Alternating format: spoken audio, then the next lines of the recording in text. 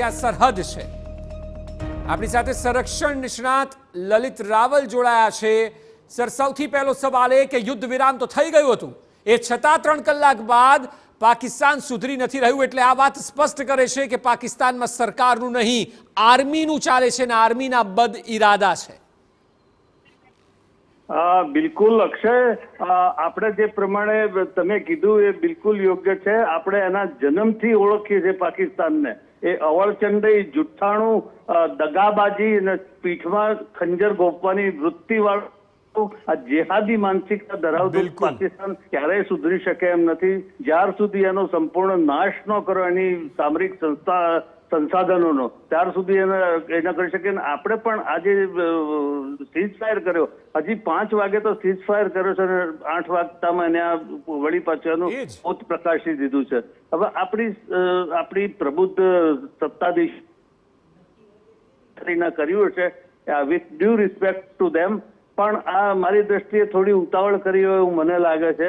હજી લગભગ એકાદ અઠવાડિયું 15 દિવસ જો આ ચાલુ રાખ્યું હોત ને બરાબરનું ઠમઠોર્યું હોત, બરાબરનું માર્યું હોત તો કદાચ એની શાન ઠેકાણ આવી શકે. કારણ કે આર્થિક ટોટલી તૂટી જાય, એની પાસેના ટોટલ મિલિટરી ઇક્વિપમેન્ટ, ગેજેટ બધું જ સમાપ્ત કરી નાખીએ, નષ્ટો નાબૂદ કરી નાખીએ તો એની શાન કદાચ ઠેકાણ આવે. ખાલી આ 500-2500 ત્રાસવાદીઓને મારી નાખ્યાથી એની પાસે તો બધી મદરસાઓ છે, એની પાસે તો 1 મહિનામાં એ બધા 3000 ઉભા કરી દે. એ જ વાત છે. એટલે કાયમી સમાધાન માટે તમે જેમ કહ્યું એમાં 5-25 ને મારવાથી કંઈ નહીં થાય. આપ લાઈન પર બન્યા રહેજો. સર, અત્યારે જે ગૃહ રાજ્યપ્રધાને પોસ્ટ કરી છે એક્સ પર, કચ્છના લોકોને કહેવાયું છે કે ગભરાશો નહીં, સુરક્ષિત રહો.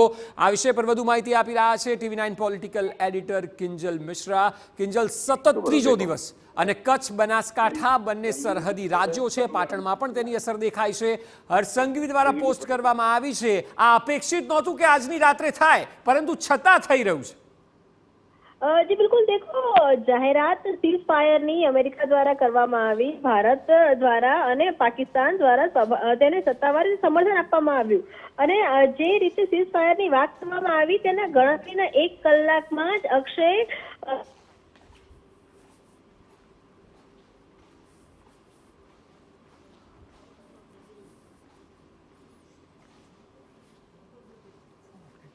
ડ્રોન જોવા મળ્યા છે. હાલાકી જી કિંજલ, આપ જે કહી રહ્યા હતા, કારણ કે વચ્ચે અવાજ જઈ રહ્યો હતો. સાંભળી શકો છો? જી આવે છે અવાજ.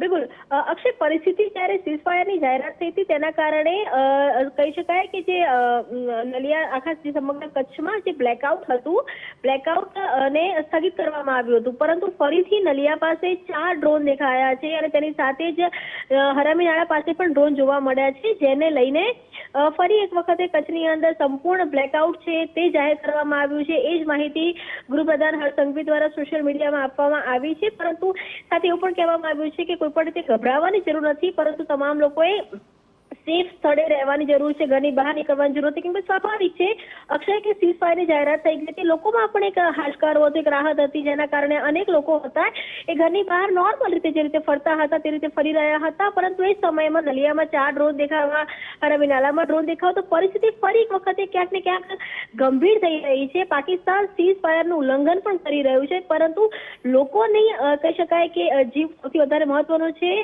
પ્રશાસન માટે પણ, ગુજરાત પોલીસ માટે પણ, ગુજરાત સરકાર માટે પણ. તેના કારણે જ ફરી એકવાર કચ્છને ફરીથી બ્લેકઆઉટ જાહેર કરવામાં આવ્યો છે. જી બિલકુલ કિંજલ, આભાર સમગ્ર માહિતી બદલ. તો હાલ બ્લેકઆઉટ જાહેર કરવામાં આવ્યું છે, ગૃહ રાજ્યપ્રધાન દ્વારા એક્સ પર પોસ્ટ કરવામાં આવી અને તેની જાણકારી આપવામાં આવી છે. કચ્છથી અમારા સંવાદદાતા મોહિત ભટ્ટ આપણી સાથે જોડાયા છે. મોહિત, આપ જણાવો, ફરી એકવાર ડ્રોન ત્યાં દેખાયા છે અને ગૃહ રાજ્યપ્રધાને લોકોને સાવચેતી રાખવાની પણ અપીલ કરી છે. આપ શું સ્થિતિ ત્યાં જોઈ રહ્યા છો?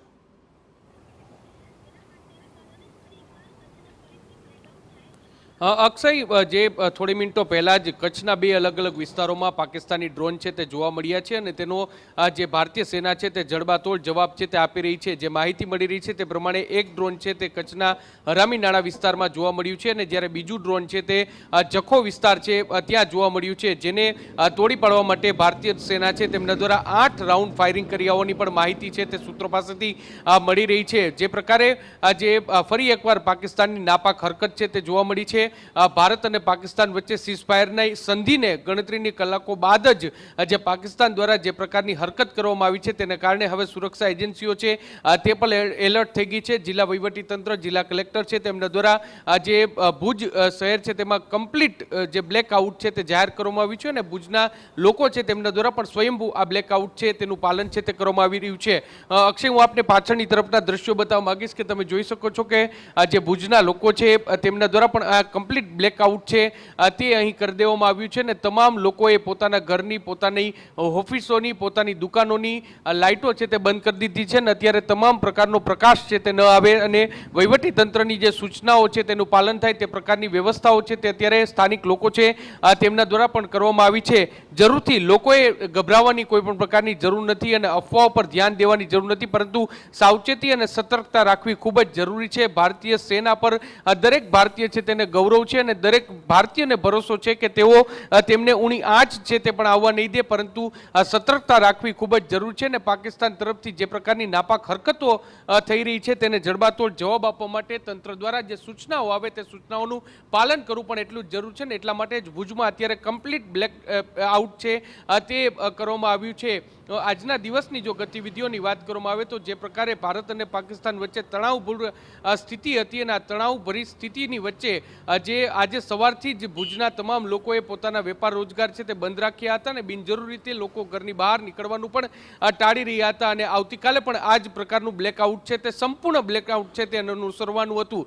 પરંતુ જે પ્રકારે જે સમાચાર સામે આવ્યા અને ભારત પાકિસ્તાન વચ્ચે જે સીઝફાયરને લઈને સંધિ છે તે થઈ અને ત્યારબાદ વહીવટીતંત્ર દ્વારા થોડો હાશકારો છે તે લેવામાં આવ્યો હતો, લોકો દ્વારા પણ થોડી રાહત છે તે લેવામાં આવી હતી અને તેઓ જે બ્લેકઆઉટ છે તેને રદ કરવામાં આવ્યું હતું. પરંતુ ફરી એકવાર પાકિસ્તાન દ્વારા જે પ્રકારની નાપાક હરકતો છે તે સીમા પારથી કરવામાં આવી છે તેને જોતા હવે કચ્છ જિલ્લામાં સંપૂર્ણ બ્લેકઆઉટ છે તે જાહેર કરી દેવામાં આવ્યું છે. બિનજરૂરી લોકોને ઘરની બહાર ન નીકળવાની પણ અપીલ છે તે કરવામાં આવી છે અને કોઈ પણ પ્રકારનું ગભરાટ નહીં રાખવાનું અને અફવાઓ પર ધ્યાન ન દેવા માટેની પણ અપીલ છે તે કરવામાં આવી છે. હાલમાં જે ભારતીય સેના છે તે જડબાતોડ જવાબ છે તે પાકિસ્તાનની આ હરકતને આપી રહ્યું છે અને એ ડ્રોનને તોડી પાડવા માટેના તમામ પ્રકારની કાર્યવાહી છે તે ભારતીય સેના અત્યારે કરી રહી છે. જી અક્ષય. જી બિલકુલ મોહિત, જે પ્રકારે આપ જણાવી રહ્યા છો કે અત્યારે સ્થિતિ એવી છે કે ફરી એકવાર બ્લેકઆઉટ જાહેર કરાયું છે અને જે દ્રશ્યોમાં પણ આપ જોઈ શકો છો કે ડ્રોન પણ દેખાઈ રહ્યા છે કે જે જગ્યાએ અમે સ્ક્વેર કરી રહ્યા છે એટલે સતત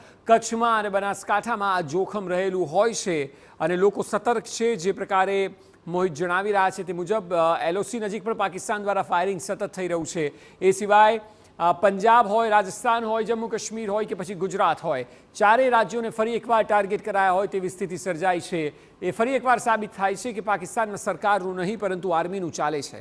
એટલે આસિફ મુનીર નક્કી કરશે કે પાકિસ્તાનની સ્ટ્રેટેજી યુદ્ધને લઈને શું હશે, પરંતુ આર્મી હવે એ લેવલ પર પહોંચી ગઈ છે કે જ્યાં તે ભારત સાથે યુદ્ધ ઈચ્છતી હોય તે પ્રકારની જ